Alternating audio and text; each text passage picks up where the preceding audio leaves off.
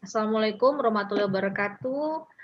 Salam sejahtera buat kita semuanya. Selamat siang pada Bapak Ibu, teman-teman. Terima kasih sudah bergabung dengan acara kuliah umum ini atau public lecture ya, yang akan dibawakan oleh Dr. Mohammed Batineh mengenai CAT tools dan machine translation. Saya akan menjadi moderator untuk acara ini. Mohon izin nanti akan berbicara bahasa Inggris mungkin sampai akhir karena Batineh tidak mengerti bahasa Indonesia. Nanti pertanyaan kalau bisa ditanyakan dalam bahasa Inggris lebih baik. Kalau ada yang tidak bisa boleh ditanyakan dalam bahasa Indonesia. Nanti kami bantu menerjemahkannya atau mengalih bahasakannya ke dalam bahasa Inggris. Okay, without further ado, let me start this public lecture by reading the short biodata of Mohammed Al-Batineh. So Mohammed Al-Batineh is an associate professor of translation at the Department of Translation at Yarmouk University. He obtained his PhD in translation studies from Kent State University, USA. Mohammed also holds a master's in English-Arabic translation from Yarmouk University, where he completed his undergraduate studies in English language and literature. He has worked extensively in the area of translator and interpreter training. Since 2018, Mohammed has been working as a content expert for online translation technologies and localization courses in different higher education institutions in the US, Europe, and Arab world. His research interests involve corpus linguistics, computer-aided translation or CAT, video game localization, and translation pedagogy. Okay, so that's the short biodata of Mohammed Al-Batineh. To Mohammed, I give you the floor. Well, thank you so much for inviting me to talk about CAT tools, technology, and machine translation, the topic that I love always to talk about. And as you mentioned, it's one of the areas of research that I am interested in. I would like to thank the dean, the faculty members, and the president of your university for leading these initiatives. Thank you again for having me today to talk about, again, the topic that I love with people interested in translation and technology. So my presentation today is going to be a light, interactive presentation or lecture. I'm going to ask you certain questions about your experience and about your views on translation and technology. So it's going to be light, it's going to be interactive, and inshallah, we will learn so much. Dr. Haru introduced me. Thank you for the introduction. Our agenda for today are going to be, or it's going to include an overview of the language industry. We're going to talk about trends in the translation market and in the language industry in general. After that, we will move and talk about CAT tools and a concept called the translation environment tools. In that particular part, we're going to cover two things. The first one is translation memory systems and terminology management systems, and how translators use machine translation memory and terminology management to produce high quality translation. After I provide the theoretical background, the theoretical overview of translation technologies, I'm going to do a live demo. I'm going to show you how translation environment tools work and how translators utilize translation memory and term bases in their projects. In the second part of the presentation, I'm going to move and talk about machine translation, the thing that everybody knows and some of us don't like, others usually use in their daily lives as translators and as internet users.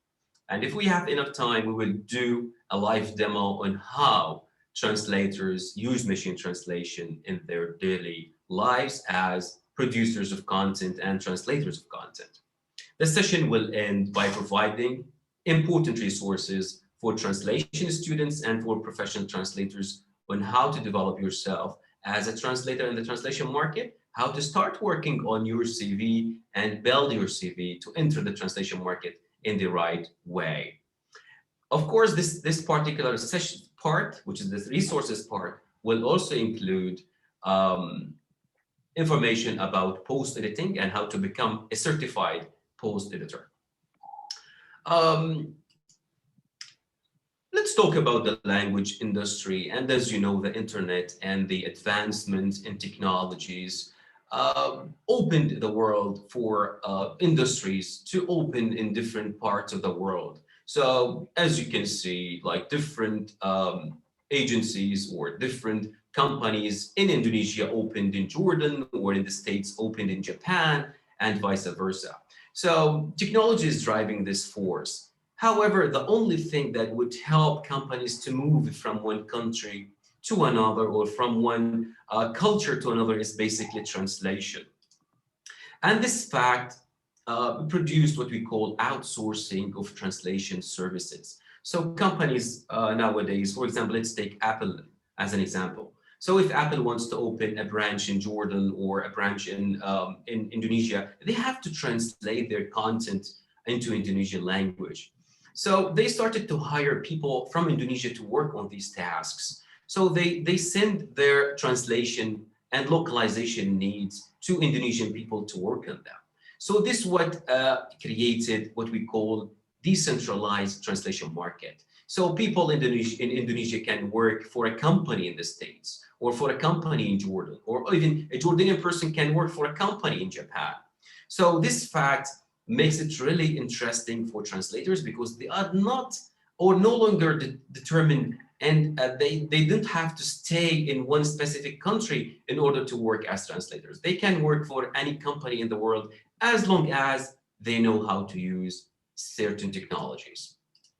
So the increasing economic importance of translation manifested in globalization, SIMship, which is simultaneous shipment, and localization, plus the technological advances in the field of translation technology has created a new set of skills and shifted the traditional role and duties of translators. So translators nowadays, they have to tweak a little bit their skills. They have to acquire certain skills in order to survive in the translation market. So basically, this has imposed a challenge, or imposed a certain kind of force on the, not only on translators, but also on translation training programs to train students to be successful in their future career. Let's talk about some of the trends in today's translation market. What I mean by trends is that I'm going to talk about the types of tasks that are required by today's translation market. So it has been found that medical translation, technical translation, financial translation, and legal translation are the main required subject field translation skills that are asked by today's translation market. And more importantly, about 50% of job ads in the translation market require knowledge in computer-aided translation. So this means that if you have this knowledge, you are at advantage. I mean, you have the advantage to get more jobs if you know computer-aided translation technologies. So basically, the market is asking for translators who are skilled at using technology, and companies are looking for translators who can work cheaply. And what I mean by cheaply here is not cheap money. Cheaply means, in this context, cheap compared to the money that the company will get. For example, certain companies will gain so much money from translating their products into other languages.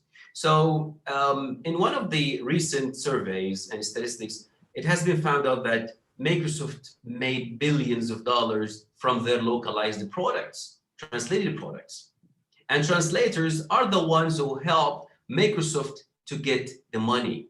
So, for example, if Microsoft paid 1 million for translators in order to gain the $1 billion, that's still cheap for Microsoft. This is what I mean by cheaply. So translators are turning to technology, and companies are turning to technology for assistance because of the explosion of content. We have an explosion of content. We have so many things created every single day online, and there's no way to translate them without the use of technology, or it would be very difficult for us.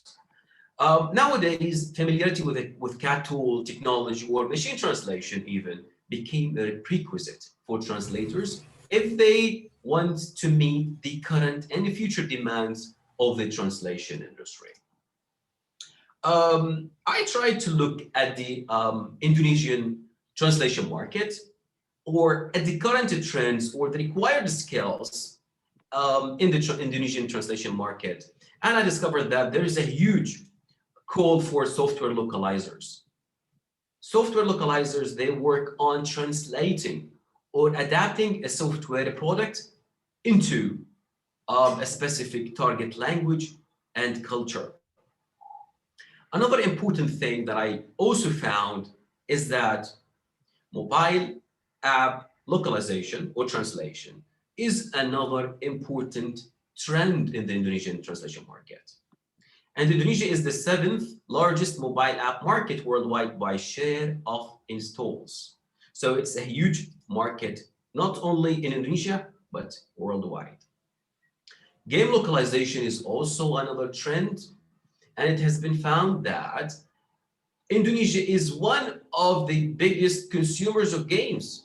And they reported, one of the technology websites that is interested in conducting surveys and studies on translation markets and markets in different parts of the world, they say on a global scale, Indonesia claims the 17th or 17th position with its gaming market, which commands an estimate of about $1.1 billion revenues as recorded in January 2019. So it's a huge market, like 1.1 billion. Part of this would go to translators who know how to localize and how to translate video games. Another important trend is the explosion of audiovisual material online. And as you can see, iFlix and Netflix, I'm not sure about Netflix, but iFlix is available in Indonesia, and they provide Indonesian subtitles for their audience. So we can think also about the way the task of the translator has been shifted. Nowadays, the translation market in Indonesia is asking for people who can work with different text type, with different file formats. So with that in mind, again, we can't translate a game, we can't translate a website, we can't translate an audiovisual material without the use of technology. Because again, we cannot use a Microsoft Word document to translate a video, right? We can't use Microsoft Word document to translate a game, right? Of course, it's not only about those kind of products, it also includes other types of text, such as legal contracts, medical documents, technical documents, and the use of translation technologies is almost inevitable and is almost crucial and important in these kind of domains. So let's start now by talking about computer-aided translation, what it means, why you think that we should use them, and how can we start working on them. But before we talk about this, I want you to take a minute and go to this website. It's menti.com. And there is a code. This is the code for menti.com. Go to Menti and use this code. There will be a question to answer. You have only 1 minute to answer the question. So again, go to menti.com and answer this question, please. I'm going to display the results after you answer the question, or 2 questions, basically. So the first question says the following. Machine translation and CAT tools are the same. Yes, no, I'm not sure.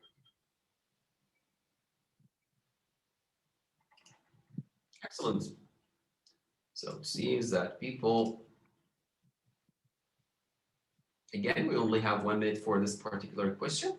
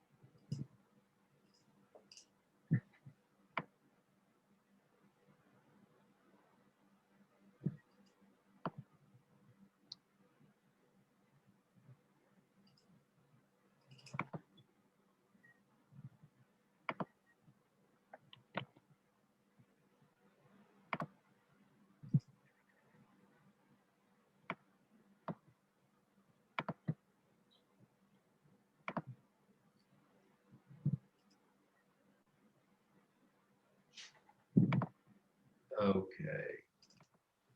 Wonderful. It seems we have things to learn today.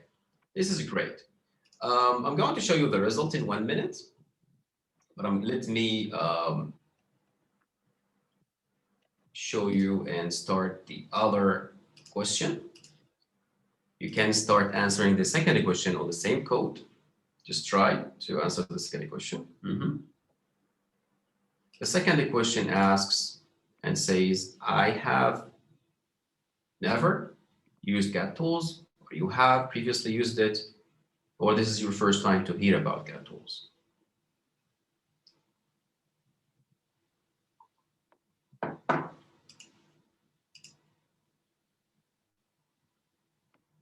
Wow, it seems that a lot of people have used CAT tools. Excellent, yes. This is great.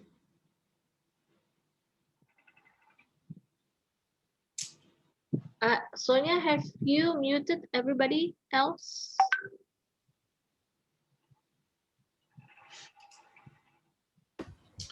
Okay, amazing. This is great. Thank you for being so interactive. So it seems that we have two things to talk about. Let's talk about the first thing, which is about the first equation. And it seems that you know that machine translation and CAT tools are different. So this was the majority. They answered that they don't believe that they are the same. Excellent.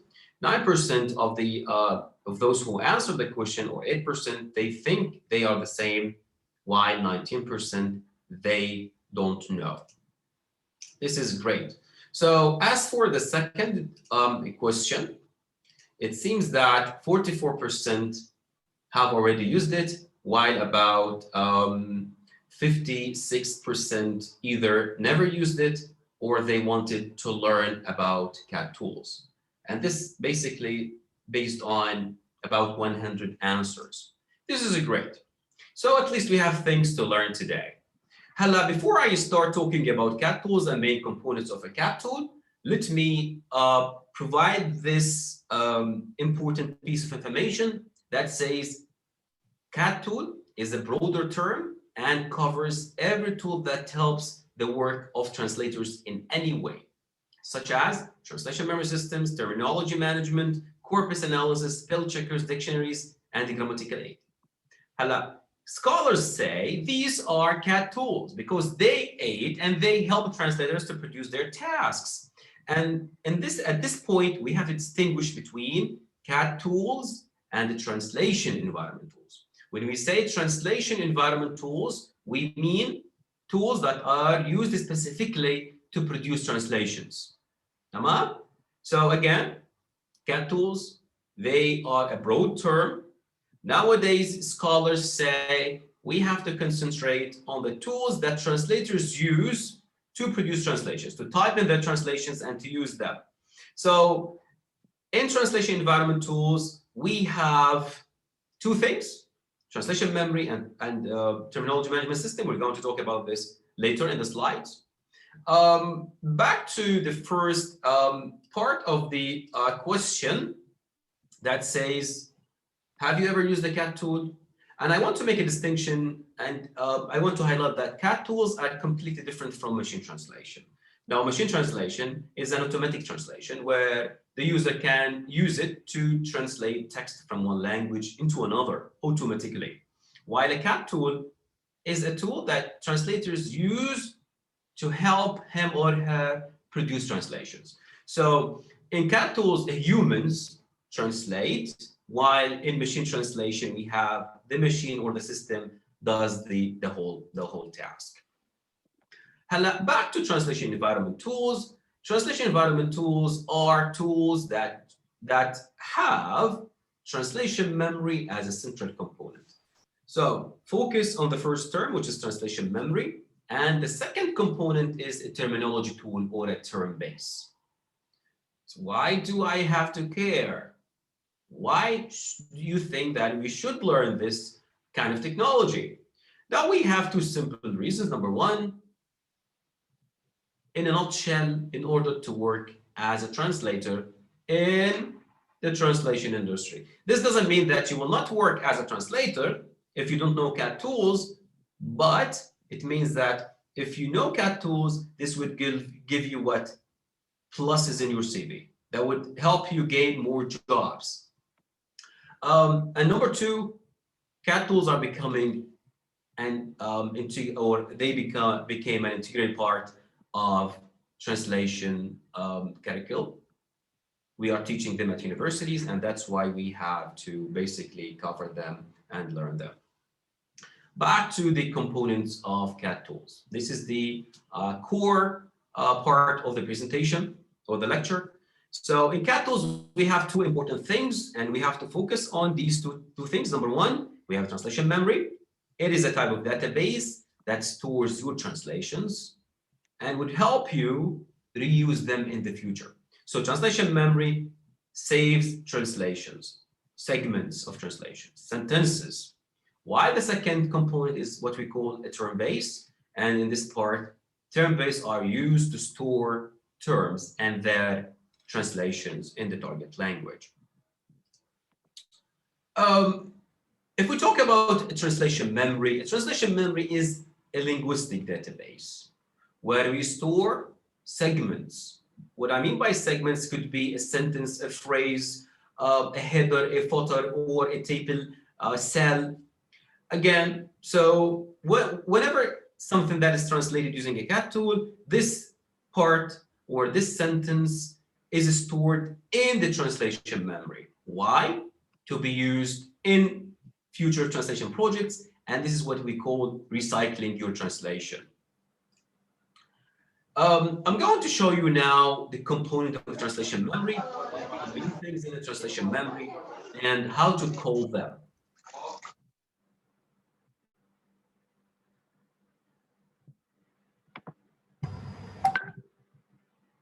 The first thing that we have in a translation memory is what we call source text segment. It is the source text sentence or a source text phrase. Then we have the target text segment, which is basically the translation of this segment, which is in the source language. Both segments are called translation unit. So these are some of the terms that we should understand. How does a translation memory work? So translation memory is part and a component in a translation environment tool. When the translator is trying to translate a specific sentence, for example, if we have this sentence here, the translation memory component automatically searches for similar sentences that the translator has previously translated. And if a match is found, the translation memory component would list the previous translation on the screen for the translator to consult. For example, this sentence or a similar one, this sentence is the sentence that the translator is trying to translate. The translation memory goes and compares and looks for similar sentences that the translator previously translated in a previous occasion. After that, a suggestion is displayed here with a percentage. I mean, what you see here is basically a percentage of match. Cool? So this percentage of match basically tells you that the sentence that you are working on is, for example, 99% similar to another one that you have previously translated, or 77% similar to a sentence that you have already translated. So you don't have to translate the whole sentence again. So the translator basically clicks on the suggestion and edits the suggestion if an edit is required. And I'm going to show you that when I have the live demo. So as I mentioned, we have matches here, a percentage of match, and you have to understand different types of match and what they mean. Now I'm providing like theoretical information on translation memory because I expect like some students might be interested in conducting research on translation technologies. And they have to know how to call things, and they have to know what to start or where to start and what to search for when they want to read and further understand the concepts. So the concept of match is basically the percentage of similarity between the translation that the translator is working on and previous translations that he or she produced in a previous occasion. We have three different types of match that we should understand. Number one is the exact match. Exact match is basically 100% identical translation that has been previously translated and 100% similar to the one that the translator is working on. Number two, we have a full match. A full match is similar but not identical. Cool? So there are minimal differences between the sentence that the translator is translating and the one that he previously translated in a previous occasion. While the third type of match is what we call a fuzzy match. And this fuzzy match is basically approximation. It is similar to the one that the translator is working on, but it's not identical. And the percentage varies from 65 to 98%. For example, this is the sentence and it shows the percentage here. And the good thing about translation memory, it highlights the differences between the sentence that the translator is trying to translate and the sentence that is stored in the translation memory. For example, look at this sentence here. It says click and it deletes OK, adds save to save your current project or cancel to exit. This is a segment that the translator is working on. And the system is basically telling the translator that, wait a minute, you have previously translated a similar sentence. And the only difference between the sentence that you're working on and the sentence that you have already translated is in the following. Delete the word OK and provide a translation for the word save. So in this context, on this occasion, the translator has to translate only one word, which basically saves his time. This is what translation memory. Now I'm going to move and talk about terminology management and term bases.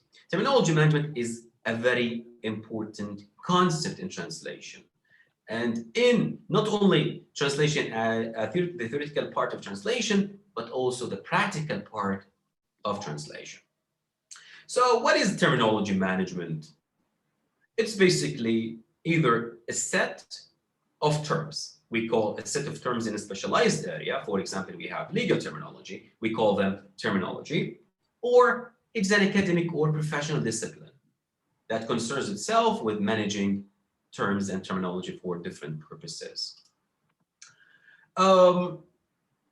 When it comes to translation practice, terminology management is a set of activities carried out to ensure that terms are used consistently and are translated consistently by translators.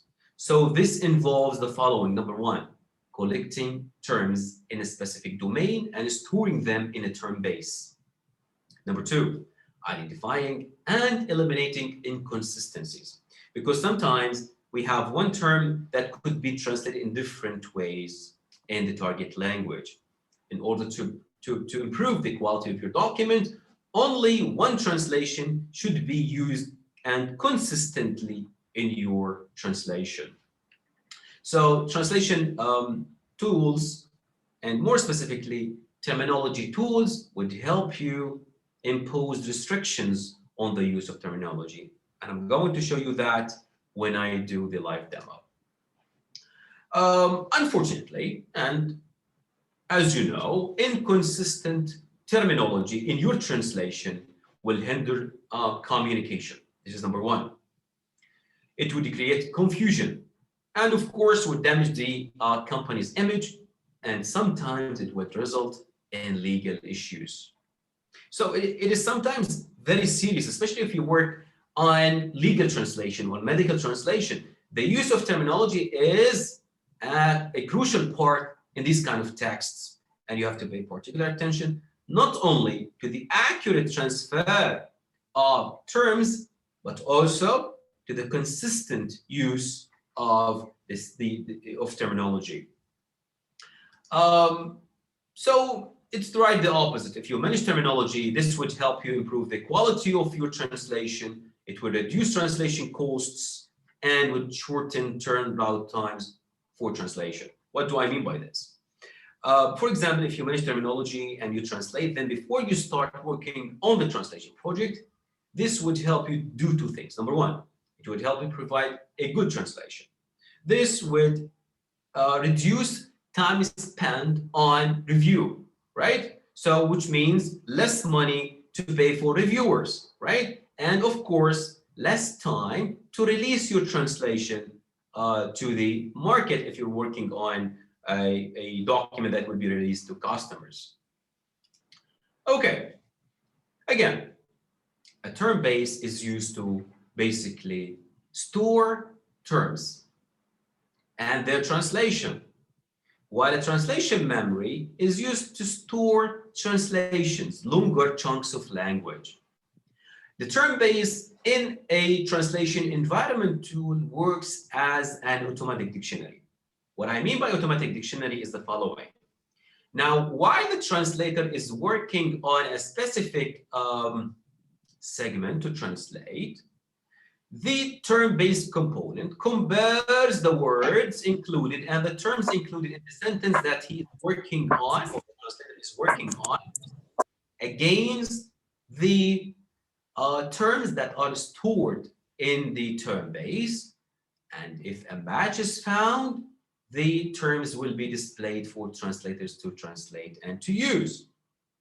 For example, here in Arabic we have صافي وفرات الحكومة النفقات التشغيلية, etc., etc. So as you can see, several terms are stored in the term base, and the system automatically looks for the matches and displays them here. So it saves your time, because if you find a specific term that's difficult to translate, you look up the meaning in dictionaries, specialized dictionaries, you ask professional people to provide help, and you come up with a translation, or you basically conclude your search with a specific translation.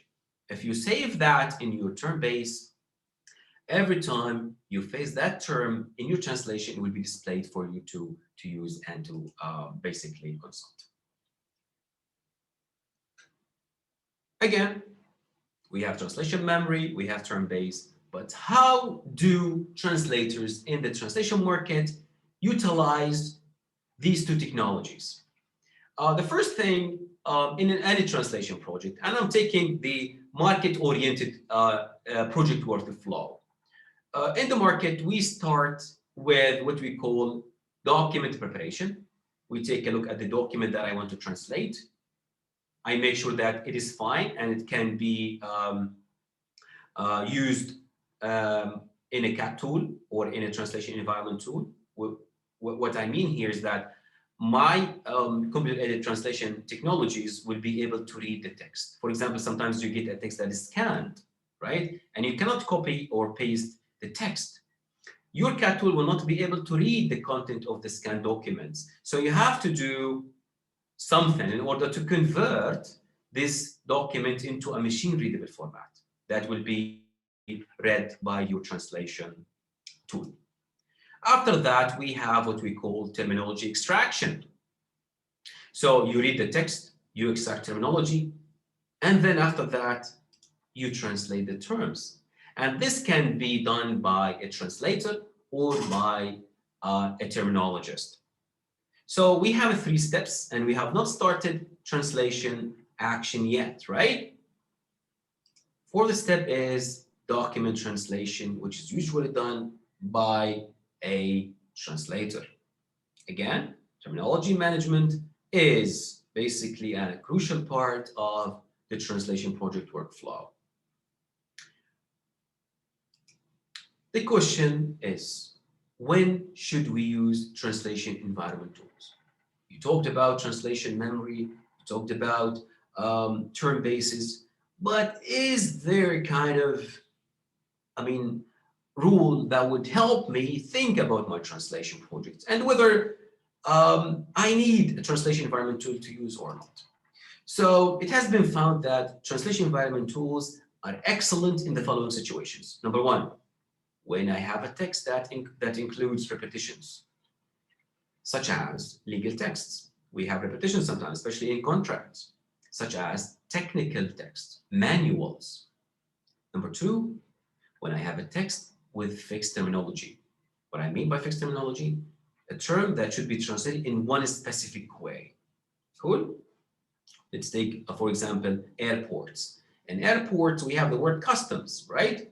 Customs, in English, it means a place where people go and check their luggage and to make sure that they have everything is legal in the luggage that they carry, or they have to pay a certain amount of money because they imported certain things to the country. On the other hand, we have the same exact word that has a general meaning, customs, which is related to culture, right? In the third situation, we use it when we have fixed phraseology, when we have fixed phrases that are used in a specific text. Now I'm going to show you a live demo of the things that I covered and show you how translation memory and term base work together in a translation environment tool. Okay. So for this particular task, I'm going to use a tool that's called MemSource. It's an online translation environment tool that translators use in order to translate documents from language into another. And the tool also includes translation memory and term-based function.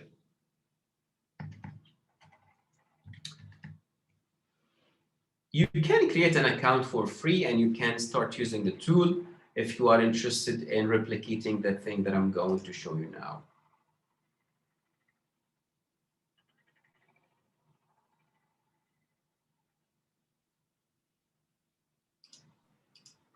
It's a cute cat.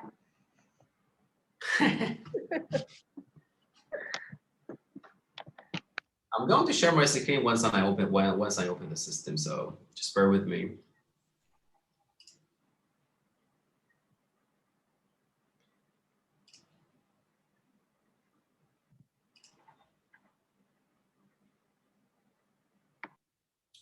Okay, so let me just drag my other browser here.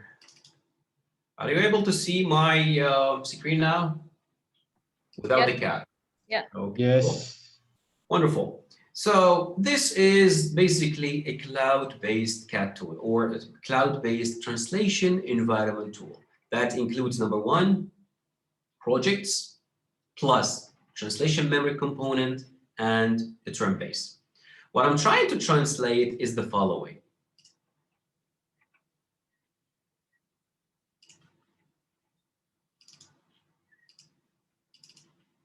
I'm trying to translate this document, which is part of A legal contract includes about 6 or 7 items. What I did, I went through the text and I tried to extract difficult terms. And then after I extracted the terms, I translated them into Arabic, as you can see. Drawing, utilize, apartment, some of them should not be included. I mean, it depends on the translator. He decides what to include and what not to include. So I uploaded this file to my translation environment tool, which is MemSource. And after that, I inserted my terms inside my term base. After doing so, you start translating your text. Let me show you.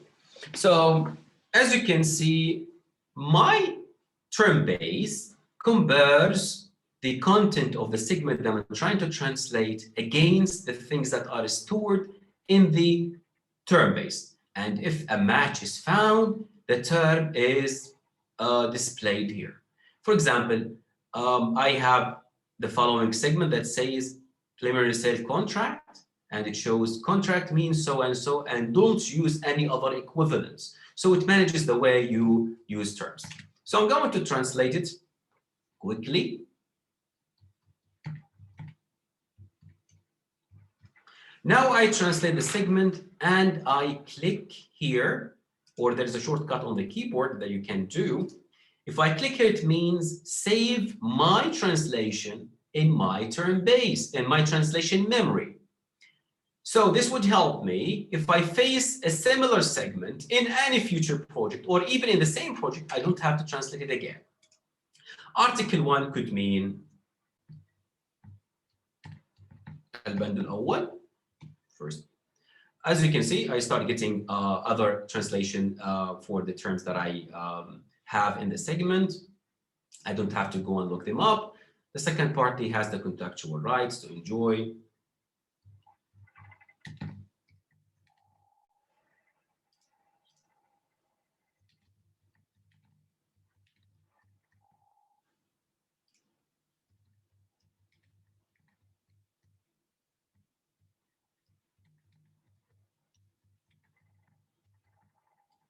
Etc. etc. I'm not going to translate everything. So once you're done with this segment, you confirm and you save it. The fourth segment says that the first party acknowledges that the sold unit is free from any personal rights. يقر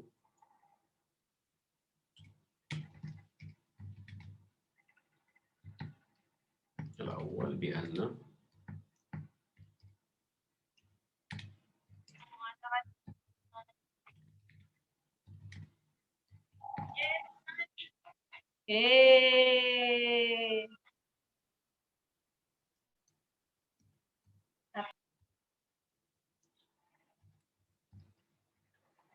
Okay, so again, I translate this segment and I confirm the translation. And it seems that I have a similar sentence here. I'm going to jump to this one. So this sentence says the first party acknowledges that the sold unit is free from any personal rights. And another segment says the first party acknowledges that the sold unit is free from any real estate rights. So I don't have to translate this again. As you can see, the translation memory automatically checks my previous translations and it tells me, wait a minute, you have a sentence that you have previously translated and it says so and so, and below it shows the differences between the sentence that I'm trying to translate and the one that I have already translated and stored in my translation memory. So I basically double click this sentence and I change the things that are here. So I have to remove personal, which means شخصي, and add the equivalent of real estate, أي حقوق. And I confirm my segment and I'm good to go. So basically, I only translated one word because I have already translated a similar sentence in my previous translations. Let's do another sentence and then we're going to move to the second part.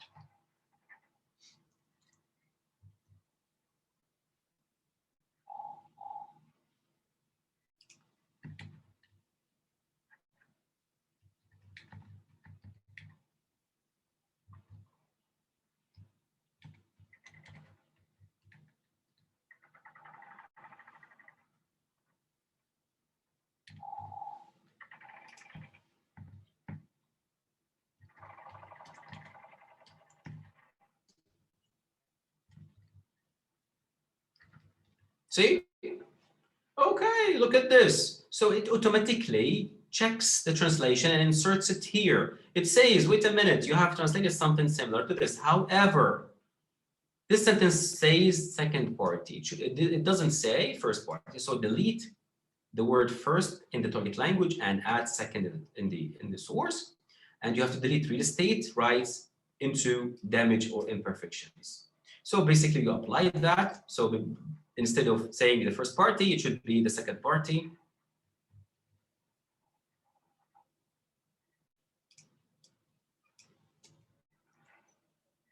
And I have, of course, the term base working perfectly.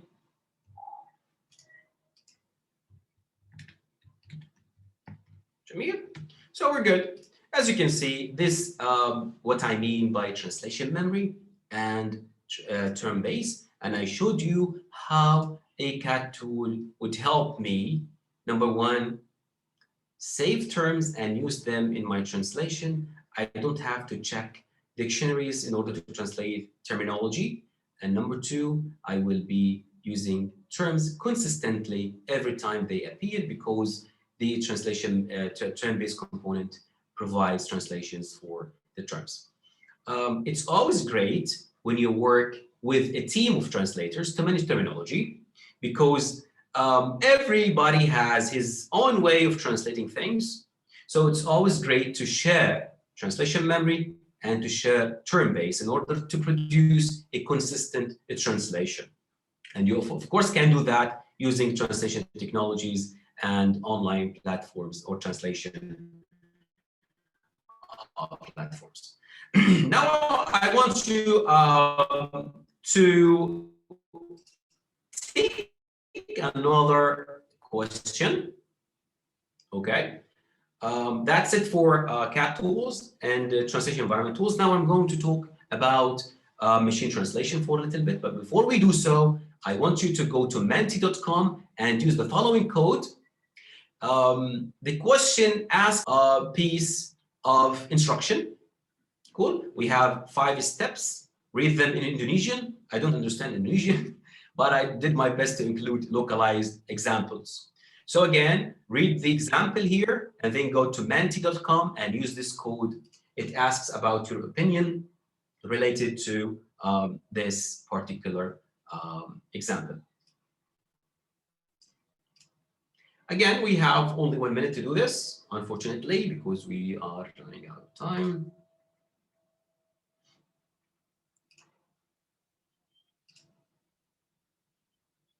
If the question is not open yet, I'm going to open it in a minute, in a second.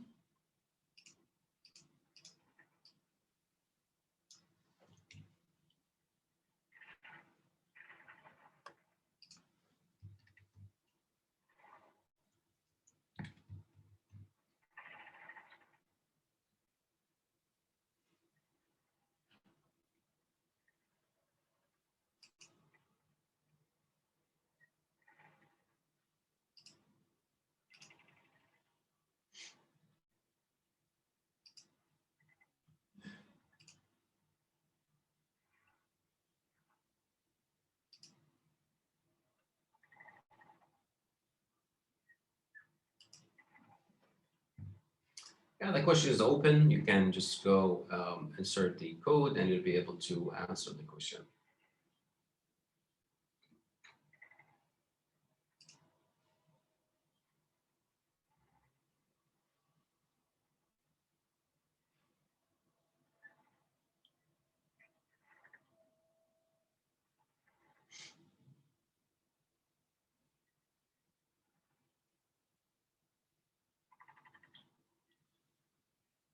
Again, just to recruit more participants, go to menti.com and insert this code. You will have a question that is about the instructions in front of you.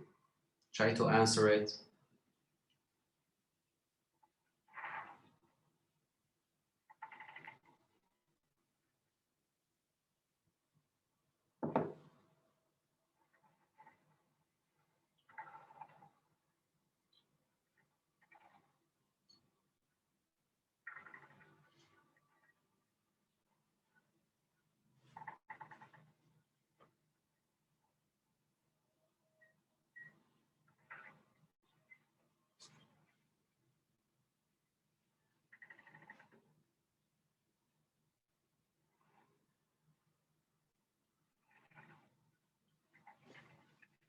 Seems that we have hard judge today, judges.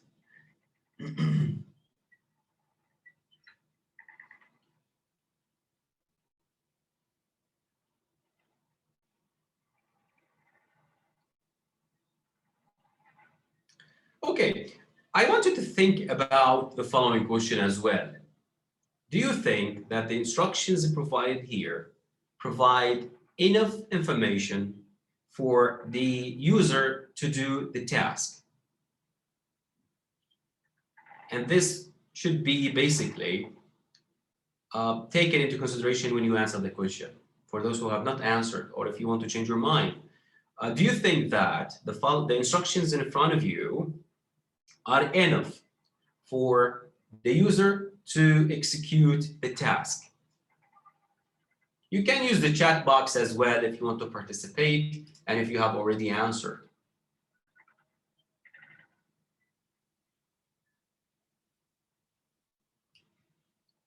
I can see that people are asking questions in the chat box. I would greatly appreciate if you can just keep them till the end of the session. Unfortunately, I can't follow the questions now. I'll inshallah answer most of the questions by the end of the session. Okay, so let's see the results. It seems that 31% of you believe that it reads fine with no issues. So they're fine with the instructions. 53, almost half, read fine with minor issues. So basically, about 80% believe that it is okay, at least, right? And it provides information that we can basically use. This is great. What I want you to think now is that, do you think that this translation is produced by a machine or by a human translator? Do you think that this translation was done by a machine or by a human translator? Definitely machine. It was done by a machine. Excellent. So we agree on this. I mentioned in the abstract for the presentation that big and giant companies in the world are using machine translation to provide translations for their content. And Microsoft is doing this. And they publicly acknowledge that they are using machine translation in order to produce translation for their content. So again, this will start our session, which is why, or start this part of the session, which is why do translation, or why do companies use machine translation? They basically use them to provide information in certain languages or in several languages that would be impossible for them to hire enough translators to provide translation for these languages and for the specific content. Okay, so what is machine translation? Machine translation, again, is the automated translation that uses software to translate text from one natural language to another. This is the important part that I want to highlight today. It allows companies to deliver high quality translation. What I mean by high quality here is that it is high quality in terms of instruction. So sometimes it provides enough information for the user to do a specific task or to reach a specific piece of information. So high quality does not mean eloquent style, does not mean perfect language in the target. It doesn't mean style that is literal style. Cool? So what we mean in the translation industry by high quality is publishability quality, or a quality that would help the company pass the message to the audience or to the reader. So basically, it speeds the translation task. That is 100% true, because you will have instant translation for certain parts of certain websites, and of course at lower cost. And sometimes it's free. And I can tell that most of us, if it's not everybody in this session, have already used machine translation. So this is machine translation is becoming a trend in the translation industry. Now, I want you to make sure that machine translation will never replace a human translator. Trust me. A human intervention will always be needed, either to correct the machine translation output or to pre-edit or train the machine translation system. But the question here is, okay, why or what should we do? We basically should think about machine translation as something that is coming in the future. And we should think about it as not as a challenge for translators and is going to take your job. No, it's going to take the jobs of the translators who don't know how to use machine translation. However, people or translators will be asked in the future to start working with machine translation to fix the output of machine translation in order to basically execute more translation tasks. 3/4 of people publicly and acknowledge, and they say that they use machine translation. That's 1/3 of the planet, or of those who use the internet. And about more than 90% of internet users who do not understand English, they use machine translation to understand English websites and to be able to use them. Okay, what are the benefits of machine translation?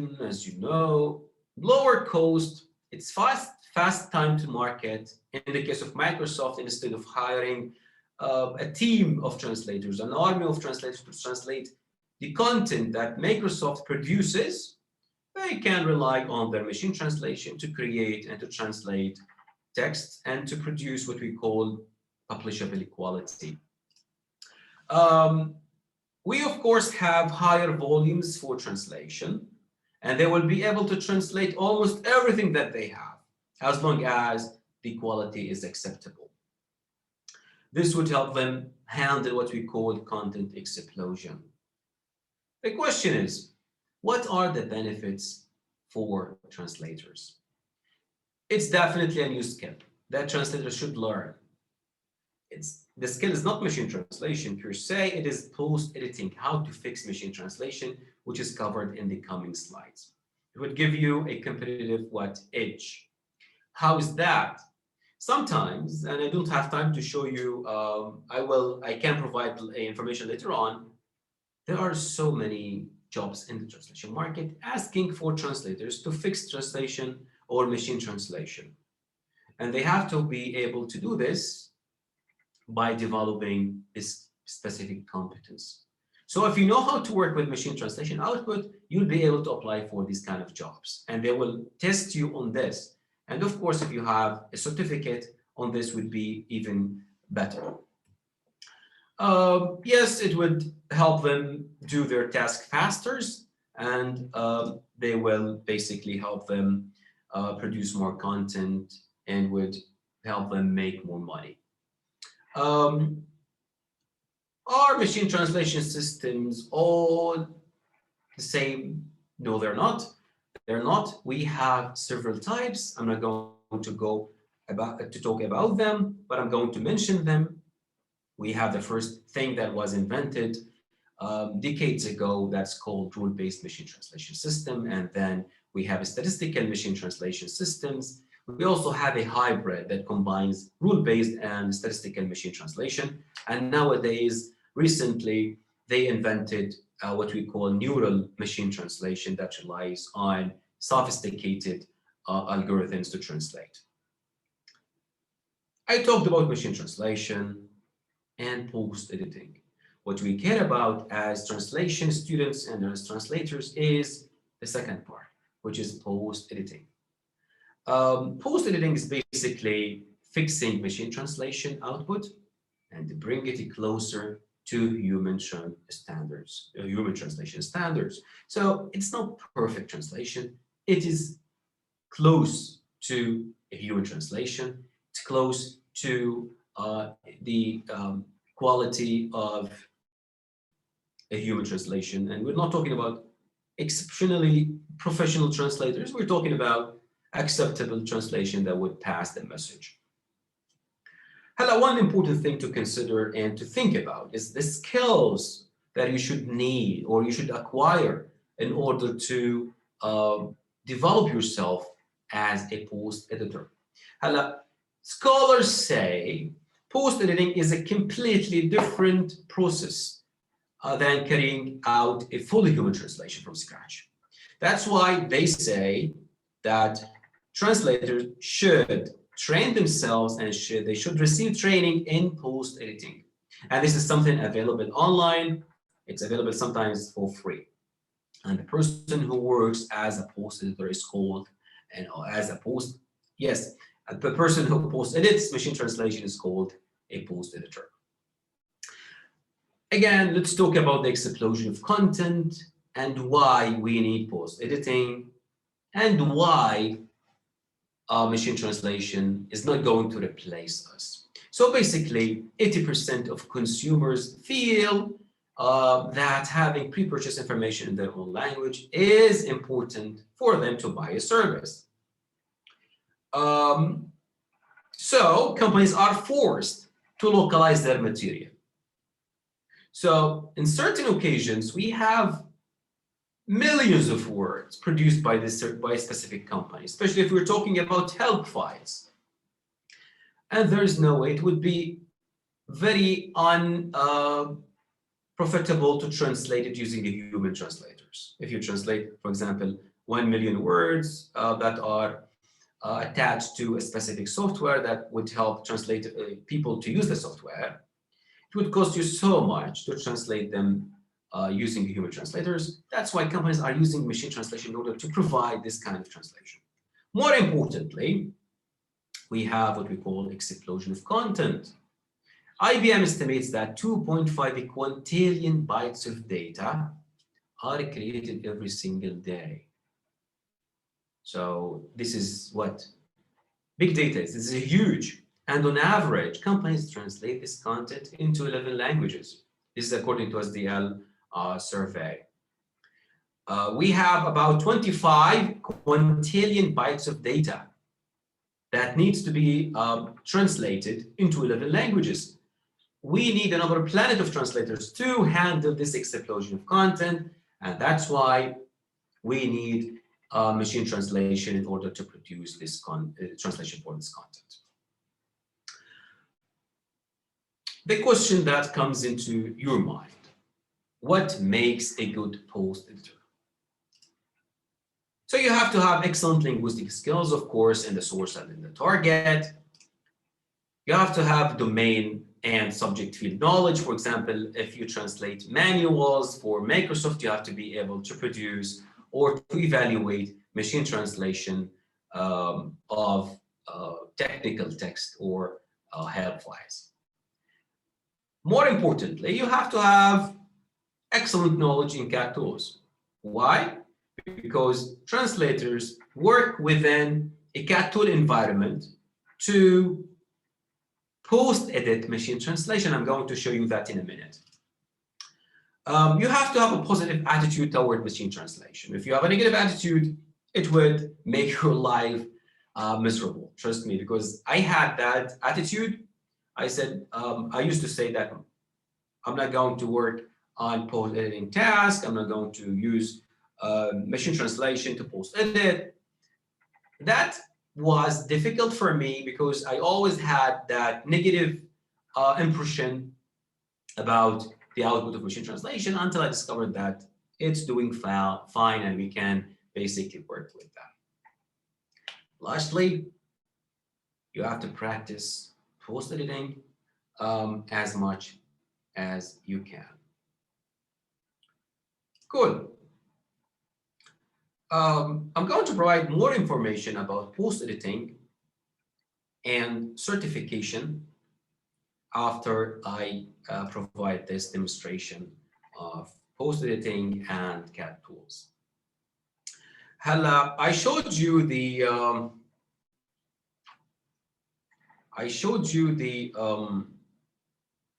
translation of this particular contract using translation environment tool.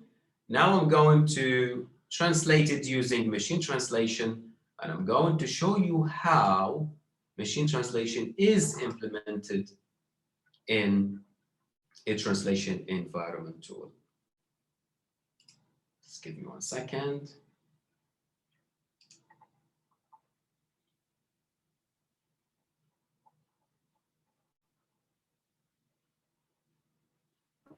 Excuse me, Mohammed. Will this still take a long time? No, it's going to take a minute or two. Oh, okay. Because it's already 6 past 3 p.m. We're gonna have like Q&A sessions, right? Right. So I thought that I would, I mean, I can skip that part and provide like a video on that part if you think it would help you manage this, or I can basically just provide a quick um, demo. Just let me show them like quickly what I mean by post editing in a translation environment tool. Okay. Okay.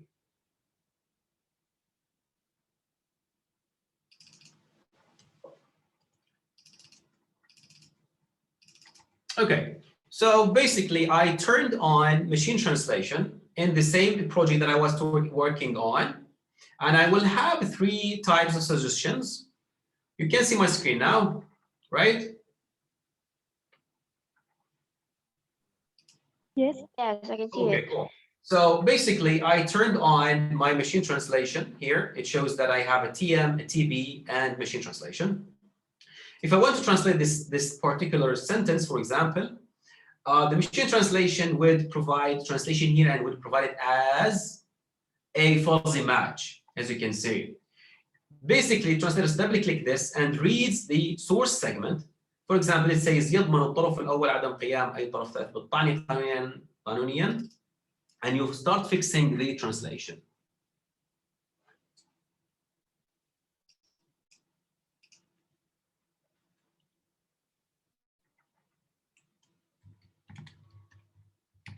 Okay.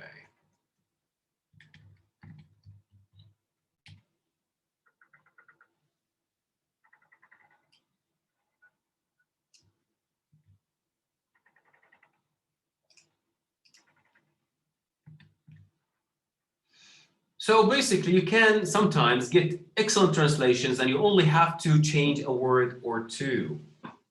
The last thing that I want to say is that when you fix machine translation output, you have to provide the translation company with a report related to the types or the type of errors that the machine translation commit in order for them to develop their machine translation. I can provide further information maybe later on. The last thing, which is the resources, I'm going to send Dr. Haru and the other professors these 2 things. The first one is a complete guide to freelance translation.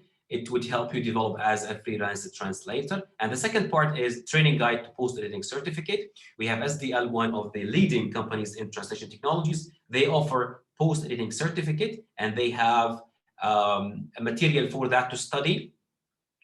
And of course, you can take the exam and become certified in machine translation. The exam used to cost $60, but now it's open for free. Anyone can log in, create an account, study the course, and take the exam and become certified in machine translation. That's it. Well, thank you so much. And the floor is now open for questions and maybe comments. Thank you again, Dr. Haru. The floor is yours. You can basically start the QA session. Okay, thank you so much, Dr. Mohammed Batineh. It's raining very heavily here in Depok, maybe in some part of Indonesia. So some people have problems with their connections, so they cannot join us anymore. Okay, anyway, so thank you for that interesting explanations on CAT tools and machine translation. I'm sure there'll be plenty of questions from the participants. But before we open the floor for the participant to ask the question, let's see the questions in the chat. Okay. I can Um, start. okay, let's see. Okay, there's one person asking, how can I get and use the tool? Somebody already answered it. Of course, we have to buy it, but you can also find some of the free tools, I'm sure. Let me say something in this regard. Yeah, sure. Most of the companies, and let me mention MemSource, it's a cloud-based tool. They provide free license for translating. source, you said? Yes.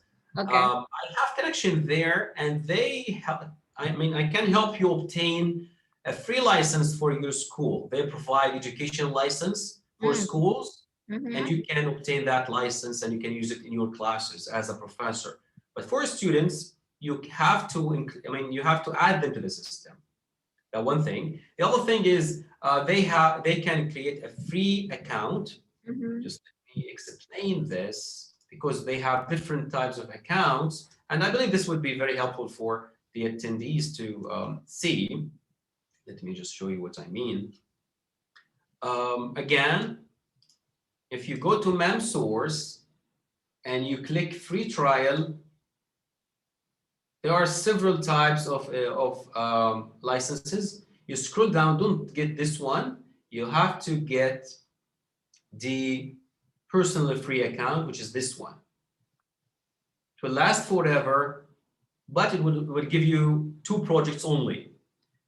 And what students usually do after finishing a specific project, they just delete it, or they keep the files on their computers in order to start a new project and keep it on the cloud on MemSource. So again, you have to go and create personal free account that would help you use the tool for free. The second thing, Omega T, not Omega T, it is MemoQ. It's another big and giant CAD tools company. It's just like SDL. They also offer free education licenses for schools. So if your school apply for this kind of tools, you can obtain them for free to an extent. Okay. Yep. Yeah, thank you, Mohammed. Another question is someone asking, what do you think is the best CAD tool? The one that is cheap or free and can do the task for you. So it depends on the project that you are working on. For me, SDL is the best. However, it is expensive. It would cost on Black Friday sale $400 and expensive for some translators and almost for all students. It depends on the volume of translation. It depends on the type of project that you are working on. I would suggest MemSource, free account for students to work on translation tasks. If you like it, you can buy the license, or you can even get a desktop tool such as SDL Trados or MemoQ. Yep.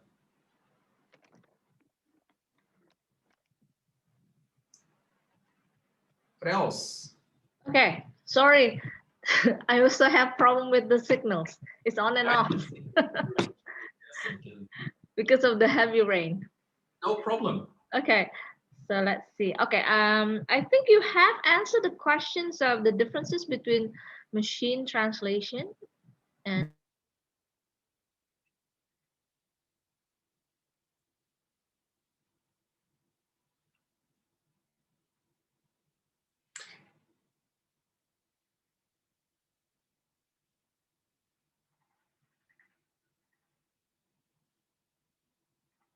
Okay. I'll take the lead and maybe go over the questions in the chat. So Noor says, I had experience in PE project. I was asked to edit hundreds of sentences with various fields. It was challenging. sorry, Muhammad. Yeah. It was on and off for me again. Right. Yeah, it is challenging sometimes, especially For some languages, the output of machine translation is not excellent because of the lack of resources for machine translation to learn the language. That is the case in Arabic and maybe Indonesian, I believe. But when it comes to European languages, it's a little bit different. Mohammed says, what is your opinion about neural machine translation? What the quality of translation text, specifically several types of text required.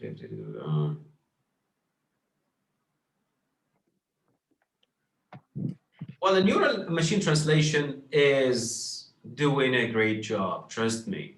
In specific languages, you cannot even notice that the translation was done by a machine. And when we talk about machine translation, we have to understand that we have two different types of machine translation: paid machine translation, free machine translation.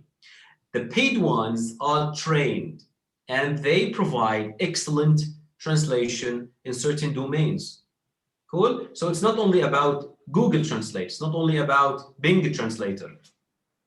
Yeah. I have one question. The company that I am working for currently. Dr. Mohammed, I think you can go on the chat room and just answer it. Thanks. Yeah, sure. So Fauzi says the company that he's working on does not allow him to use CAT tools because of the limited budget. Set of client data, so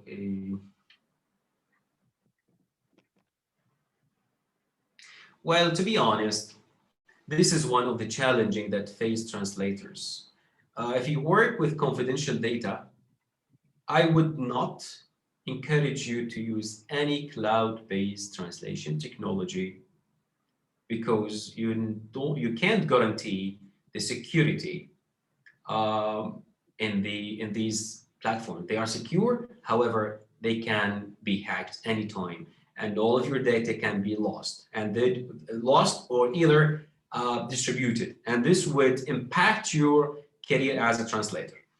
You can download some open source CAT tools and use them on your desktop. For example, you have Omega T, right? Just write it down and check if they have an open free software by Omega T. Just Google Omega T and see if they still provide a free license to use their software. I want to ask regarding the modification of machine FTM in the SDL Trados, how to apply and revise translation results.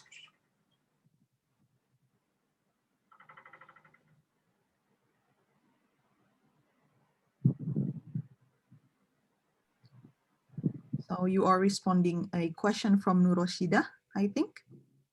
Yes, Nuroshida. Sure. I want to ask regarding the modification of translation memory in SDL Trados, how to apply the revised translation result, which already 100% distributed by translation memory, and apply it in the translation memory. Yes, SDL is a different story. You can do that by opening your translation memory using the translation memory component in SDL Studio. You look for the translation memory that you want to replace. I hope I understand your question correctly. You either edit the translation and save it. That would help you eliminate duplicates. Just edit the segment and you can do that easily in the translation memory section. It would be in the lower part of the screen on your left-hand side. In the lower part of your screen, there would be translation memory component. Click on it, open your translation memory, and you'll be able to search and open the segments included in your translation memory. Just open it and edit it there. What translation memory does, it saves your previous translations. It also does not replace the ones that you already translated. It adds to the translation memory another segment and another translation of the same exact segment. So to avoid this, you can just go and double check that in your translation memory component and maybe edit that there. I hope this answers your question. Okay, so in the audience, is there anyone who wants to ask question to Dr. Mohammed directly? I can answer Fatma's question. She says, I wonder what kind of errors that are usually found when using CAD tools and how to overcome. There will be so many problems. Again, it depends on the type of text that you are working on. Sometimes translators rely blindly on the suggestions of the translation memory. And the translation memory includes the problems. So they will be replicating the error. This is one of the challenges, see? And it's really great if you can do research to find out the potential problems and challenges that would face translators when they work using CAD tools. And you can even manipulate your data. You can provide translators with good translations, bad translation, and see if they rely blindly on the suggestions of your the translation memory. Thank you, Mega. Thank you so much. Dr. Mohammed, I want to ask about the translation memory. Does the unit have to be a sentence? No, it doesn't have to be a sentence. It could be a sentence. It could be a heading for a section. It could be a cell in a table or a whole paragraph. Again, it depends on the language. For example, in Arabic, we tend to write longer paragraphs. But in English, they prefer and they tend to write shorter sentences. Sometimes we have a whole page in Arabic, which includes only one sentence. It is only one sentence. I mean, by sentence, what I mean is that it starts and ends with a full stop. In Arabic, we can have one page sentence. Is the CAD tools, or is the CAD tool, well, translated text? Well, there was a call for papers to investigate this. It would be helpful for literary translators in certain occasions. When you work with a team of translators to translate a literary work, you have to agree on certain things, such as how to transliterate names, name of characters, name of places. Cool? So you don't basically translate and translate. In Arabic, we have different ways to transliterate one word. For example, Jacob. Jacob in English, we can translate it in Arabic as either Yaqub, for example, or Jacob. So we have different ways to translate it or translate the word, the proper name. So in these occasions, CAD tool would help you manage the translation and the transliteration. However, you don't have to rely on the reproduction of style, if you know what I mean. Mohammed has a question. Dr. Mohammed, have you mentioned two types of neuroimaging translation, therapeutic one and the other one? Sorry, did not get the second one. Yes, actually, I mentioned two types. The first one is paid machine translation, and the second one is the free machine translation. The paid machine translation is customizable. They can customize it based on your needs and based on your text. Yani, they can create a machine translation or a neural network machine translation system that can handle legal texts, and they will feed it with legal documents, legal terms, and it will learn the legal language and produce good legal translation. So it's different from the general neural network machine translation that is open for people to use publicly. Personally, I find CAD tools really useful to translation. Yes, maybe. It could be helpful for people to translate literary texts. Again, literary texts, they do need creativity and they do need maybe variation of writing the target text. But again, it depends on the translator. It depends on the work that he is working on. It would be very helpful for you to translate maybe a play, just to maintain the formatting of the work, the way the play should be printed in the target language. And I forgot to mention that the CAD tool or any CAD tool that would use would replicate the style and the format. I mean, What I mean by style is the layout of the document. If you import a Word document in a specific format, in a specific layout, the exported file will maintain that layout, which is amazing. You don't have to work again on the layout or the formatting of your target document.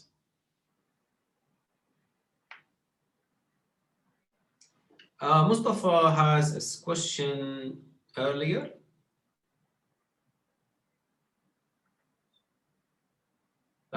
It's not Mustafa, it's Karyadi. I'm sorry, I'm not sure I'm spelling your name correctly. How if the text translated previously using CAP tool are less satisfaction? Yes, actually I mentioned this. Sometimes we unfortunately rely blindly on the suggestions provided by the translation memory. At this point, you have to double check and make sure that you are satisfied with the translation. Otherwise, you can edit the translation and you can, that's suggested by the translation memory, and you can have your own new translation, and your own new machine translation, and your new translation will be saved in the translation memory for future projects. Giri has a question. When translating subtitles, usually there is a special software for it. Can SDL be combined with? Yes. Well, SDL, the new version of SDL, provides subtitling functionalities where you'll be able to open the video in the software and you will be able to subtitle the video inside the environment of SDL Studio. There are also other software to use to subtitle movies and videos. And I use in my class EduSub. It's free and it's good. It does the task. You can basically Google it. It's EduSub. I'm going to type it in the, or show you the website. It's free and it's good. And I use it in my classes. This is the website. You can download it on your PC for free. You can take a screenshot or you can just type it down. Thank you, Fauzi. Thank you. Feel free to pick up your mic and ask questions directly or type in the chat box if you still, not sure about anything, or if you want to ask any questions about anything related to translation and technology. And I believe we're going to have another session sometime in December about localization.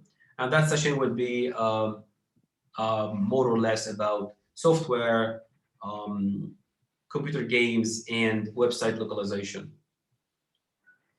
Okay, thank you, Mohammed. I would like to encourage my students to ask questions. There's still another question though in the chat. Yes, again. Possible to use other translators' translation memory to improve our translation results. Yes, well, actually, what happens usually when you work for a bigger translation company is that, for example, they usually provide translation services for different clients. For example, Apple works for with a specific translation provider. And the translation provider would create a translation memory for Apple products. When they hire a new translator to work on a specific project for Apple, they would send the new translator the translation memory and a term base specifically designed and used for Apple translations, products. So yes, you can use other translators' term bases and translation memories, and you can import them easily to your system, and you can make use of their content in your translation tasks. Well, thank you. Yeah. Okay.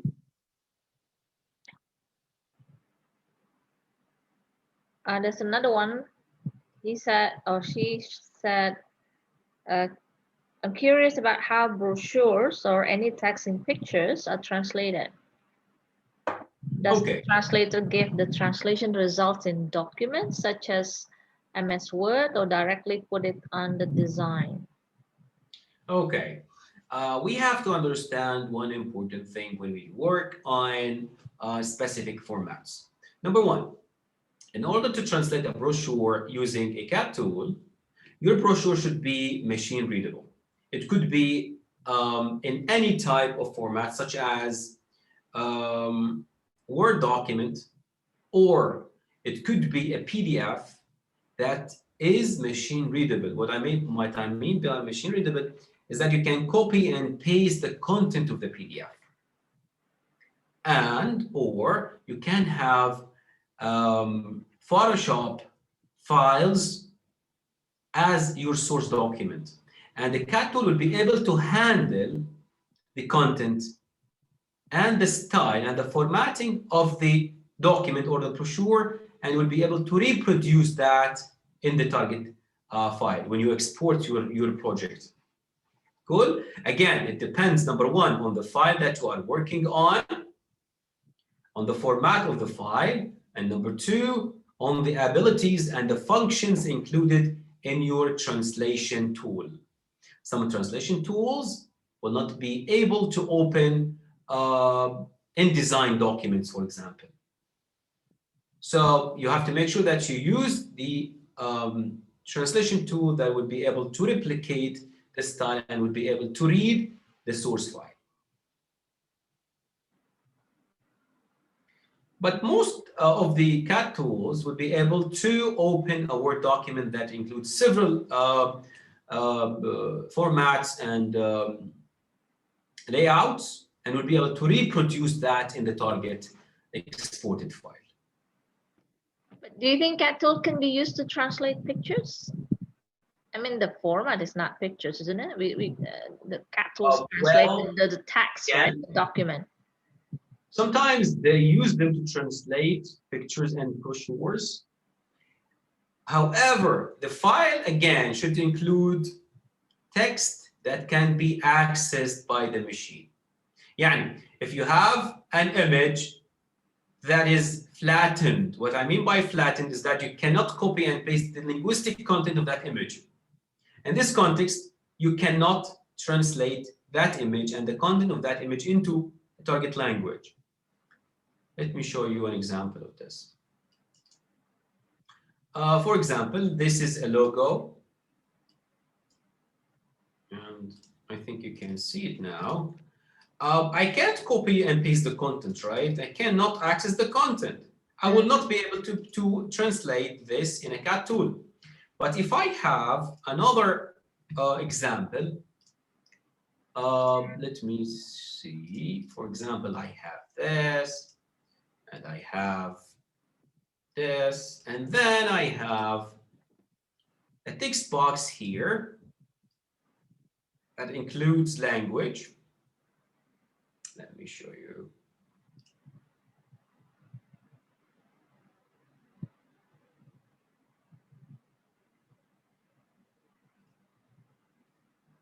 It means that you can transfer the text into the pictures. That's what it means, right? If my picture looks like this, okay,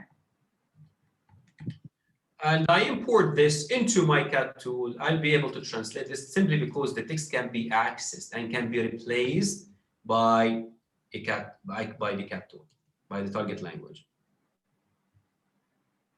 See? Again, this is the point. If you can access the text, then yes, you can. If no, unfortunately, you cannot translate it using a CAT tool. You have to do what we call OCR, or optical character recognition. You have to convert the text into a machine-readable text. Well, it needs a whole class of CAT tools in order to talk about these details. Of course, yes. This is only introduction sessions, everybody. So if you wanted to learn more, you need to get into a class or training, right? How long do you think people need to learn to master CAT tools?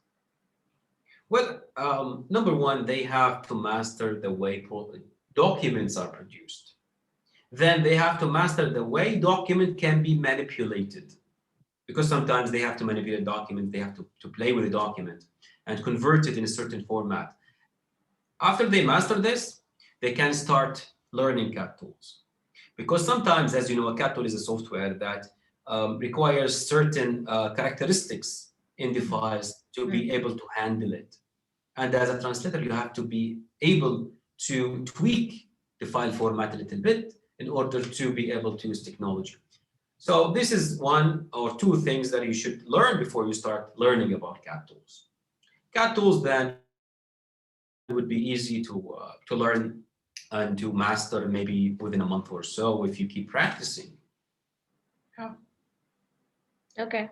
There's another question in the chat. If we rely too much on the CAD tools memory and help, will we become more lenient during post-editing process? Okay. Let me say something here. Translation memory has nothing to do with machine translation. Translation memory is your translation, your own translation, your own words. When you have a similar sentence, then your machine translation, your translation memory will show you your translation, and you will rely on your own translation. Again, don't rely blindly on what you previously produced, because sometimes we have stylistic differences or client needs. So you have to tweak the translation a little bit in certain occasions. In post-editing, again, sometimes you are provided with a customized machine translation that is that's going to work for the specific text that you were asked to translate.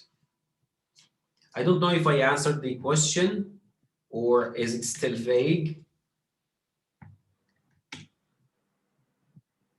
Well, but that answer, Husna? Sorry, ma'am, my connection is really, really bad. I couldn't hear. We're all having a very bad connection because of the rain. Oh my God. Yeah, right. We are in the unfortunately. Sorry, Dr. Mohammed. What was that? So you didn't hear anything that Muhammad said? No, unfortunately, I'm so sad right now. So what's in Sorry, Dr. short, Mohammed. Muhammad? Can you repeat? Sorry. I will ask my friends. No worries. No, I'm But fine. thank you for answering though. Well, again, I want you to know that machine translation is different from translation memory, and translation memory is your own translation. And I don't understand the how you are trying to link machine translation to translation memory here. Yeah, Husna, post-editing process usually happen with machine translation, not with CAD tools. Yes. Because when we use CAD tools, we are able to control it, right? Right. Well, for machine translation, we cannot control the result. That's why there is post-editing process. Oh, I got the whole Yeah. thing messed So up. yeah, Actually, yeah, because of kinda the mixed connection. up. Sorry. Okay. So my question would be, for the machine translation help, if we rely too much on machine translation, will it makes us more lenient? Actually, not for CAD tool then, but for machine translation. I did not hear some parts of your question because of the internet. But she's saying that if we use machine translation, does it mean that we become more lenient in the editing process? I don't think so, right? It depends on the person. It depends, exactly. Yeah. It depends on the person, it depends on Yeah. the project, it depends on your own perception of the translation task. Some translators would never work as post editors, and they stated that out loud in several platforms online. So it depends on the translator and on the way he perceives the If I think if the person is skillful enough, he or she will do the best that he or she can in the post editing process. But if the person has no skills, has no knowledge in the translation, then they will just believe in the results of the machine translation. And remember, machine translation is like Dr. Dan always said, is garbage in, garbage out. Remember that? I always remember that slogan. All right, another question is about machine translation.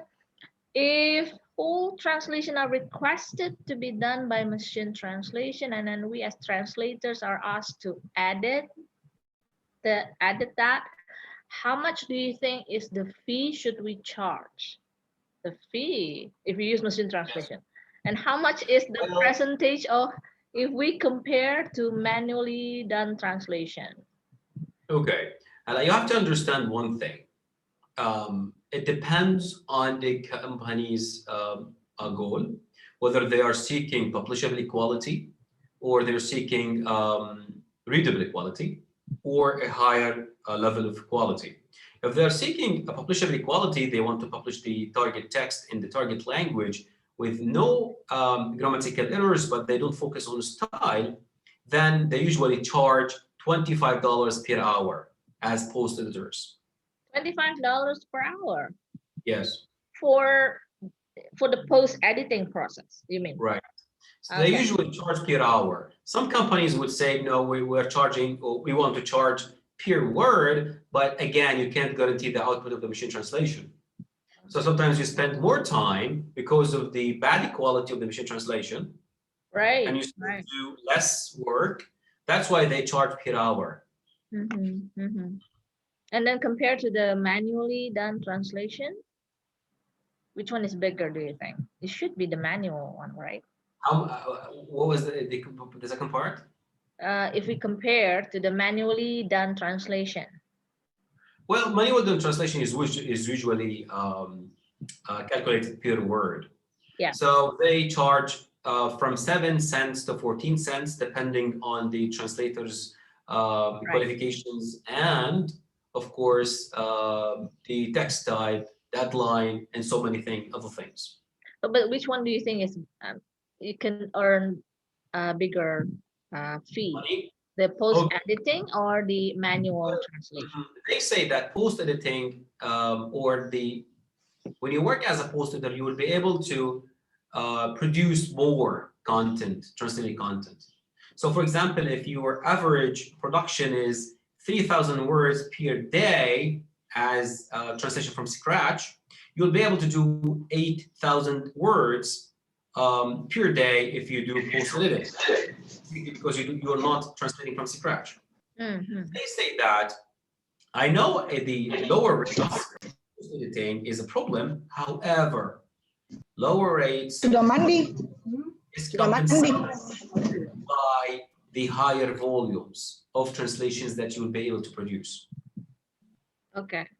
You know what I mean? So in regular translation, you can translate 3,000 words and you charge maybe 7 cents per word. That you will make, let me calculate that.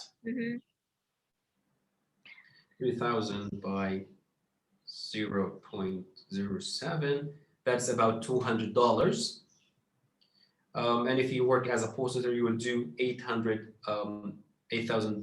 words, and it would take you maybe 4 hours to do that. 4 by 2.5, that is, or no, you can do, well, it depends on your skill again, but you will end up with a little bit similar amount of money. Because the lower rate or the large volume compensates for the lower rate. Okay, another questions. Is post editing the same as proofreading and editing? And what are the key skills to post editing? Yes, well, they are not the same. Key skills for post editors are different from those required by regular proofreading or editing. Number one, you have to be tolerant. You don't have to focus so much on the style. This is number one. If it's not broken, don't fix it. This is the rule in post editing. So if the sentence reads well, don't try to change in the structure at all. Just it's good. Boom, I'm fine. I move on. Make sure that the terminology are used consistently. Make sure that it reads well. Don't change may into might, for example. So it's basically in editing, in regular editing, we focus on style and we focus on wording. In machine translation, post editing, we don't focus that much on these issues. Again, the post editing certificate by SDL Trados, the whole PDF provides valuable information on how to develop yourself and what to focus on when you want to produce a post edited version of certain texts. Okay, we have questions from Pak Toto. Have you met Pak Toto? Pak Toto, can you show yourself? Pak Toto is the head of the linguistic departments of our. Oh, hello. Hello, Pak Toto, where are you? Hello, Hi, how are you? I'm fine. Yeah. It's nice to meet you, Dr. nice to- Batineh. Yeah, Pak Toto, do you want to ask the question directly or do you want me to read the question in the chat? Please, you can read the. Okay. Thank you very So, much. yeah, so the question from Pak Toto is that if a CAT tool implemented neural networks, how is it different from a machine translation? Well, a neural network is machine translation. In the same way that we say a taxi is a vehicle and a Lamborghini is also a vehicle. The regular cab is the traditional machine translation approach, while the Lamborghini is the new approach, which is neural networks. So both are used to produce translation from one language into another. However, neural machine translation is more advanced, and it learns the language in a more advanced manner, and would produce also fluent translation compared to regular machine translation. Okay. Okay, thank you very much. Well, thank you. That Yeah. was an interesting question. His internet is also unstable, he said. Yes. Okay. There's another question. I use free CAT tools mostly in translating legal documents. I'm always wondering what is the significant difference between the free and paid CAT tools. Is Okay. the paid ones worth the price? Well, as long as you don't have a problem with the free ones, then this is great. Paid platforms or paid CAT tools are usually used for several reasons. Number one, when the company wants to connect your work to their server, so they have to have specific capabilities that are provided for paid licenses. This is number one. Number two, they usually require you to translate using a paid translation tool if they ask you to handle or to translate a specific text type that would be impossible for the free ones to handle. For example, you cannot translate a software using MemSource. You have to have a paid CAT tool that would help you handle this kind of projects. So if the free one does the task, then you're great. I mean, you have to be thankful for that. You don't have to get the paid ones. Yeah. So it depends on what we need, right? Exactly. It depends on what you need, depends on your client's needs. Again, sometimes the translation company asks you to use SDL Trados to execute a specific project. Yeah. And in these occasions, they provide you with a license, and they provide you with a limited time license. For example, the project would run for 2 months. They provide you with 2-month access to SDL Trados. to do the task. You don't have to buy it. Yes, this is from my experience in the market, I mean. Okay. Mhm. Another questions. Which program is the most helpful, like SDL, WordFast, or there are different types of CAT tools, right? What do you think is the best one? I feel comfortable with SDL Trados. Is it user friendly? It is user-friendly. It is a little bit complicated for beginners. It handles different file formats, but my best easy one to use for tasks on the go is MemSource. It is great, excellent, and it does the task.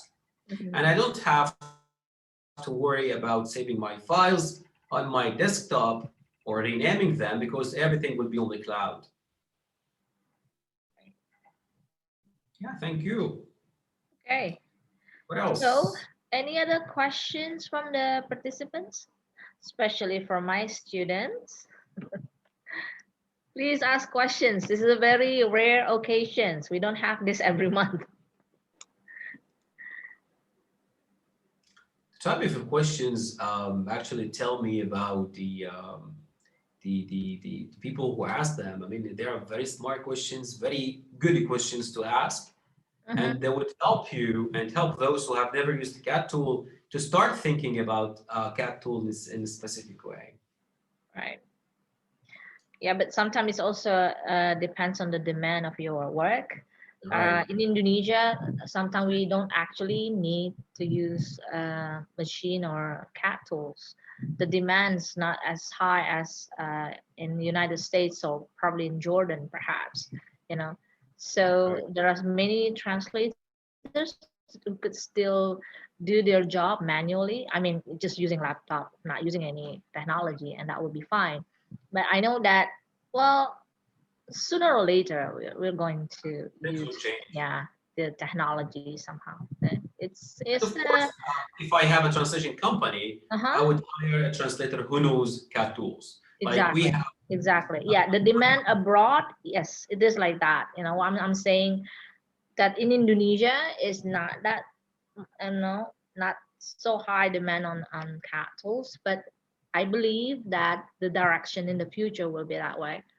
You know, Right. it's Right. inevitable. You know? The Right. progress, the technology, yeah, is inevitable. Okay, Hetty asked question. Could you recommend some user-friendly CAT tools for subtitling? Okay. Again, CAT tools are used to translate documents. Subtitling tools are used to subtitle videos. So SDL Trados is the only CAT tool that combined, and I'm not sure about MemoQ, that combined audiovisual translation in their translation environment tool. I mean, SDL provides this, MemoQ, I'm not sure, but you can use, let me show you something. Well, I'm going to show you two things actually. The first one is EduSub, which I showed you a minute ago.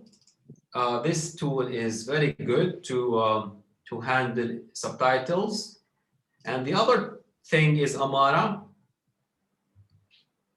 Amara. Amara, it is a platform where you can download where you can subtitle videos online. And the videos are basically YouTube videos.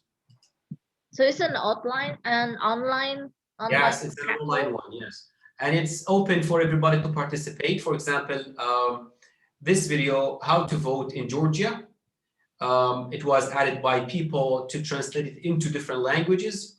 The completed subtitles are in Arabic, English, Spanish, French, Russian, Croatian. If you want to add Indonesian, you click add subtitle, and then it's like a crowdsources then.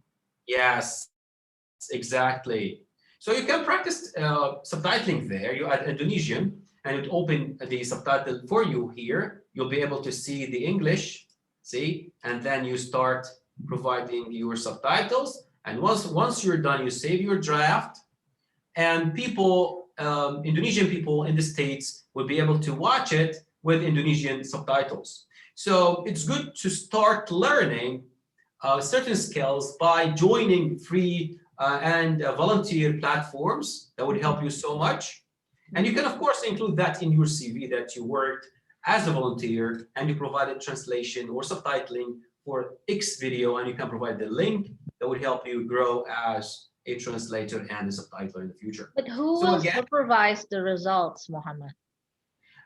there will be so many people taking part in the project. There will be people who will revise it, those who have like higher ranks on the website. So we have volunteers, we have supervisors, and we have editors. Okay. Again, always volunteer translation is not always the best, but it is at least a way to provide subtitles to audiovisual material that would help people in specific locales learn things in that language. Yeah, exactly. It works like a crowdsources and everybody improves other people's works, right? So, as you can see, Supervising each other's. exactly. The first step is to translate, then syncing and timing to make sure that it syncs with the video. And the last step is review and complete. After that, the video will have the subtitles in the target language. Okay.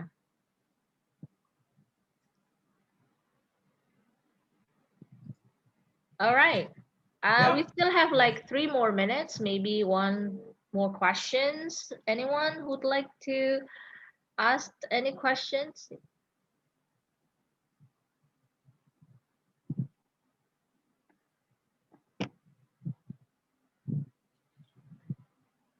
No?